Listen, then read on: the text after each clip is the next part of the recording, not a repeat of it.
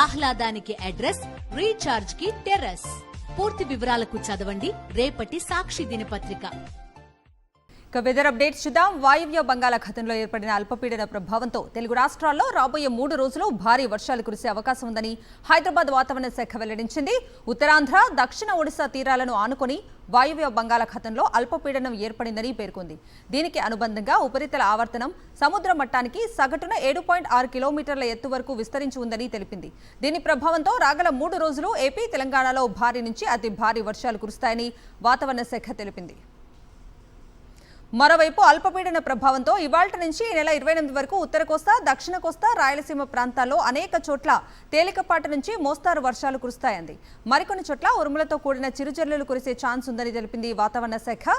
ఇటు ఉపరితల గాలులు గంటకు 30 నుంచి 40 కిలోమీటర్ల వేగంతో వీచే అవకాశం ఉందని పేర్కొంది. ఇక తెలంగాణలోని పలు జిల్లాల్లోనూ భారీ వర్షాలు కురుస్తాయంది వాతావరణ శాఖ.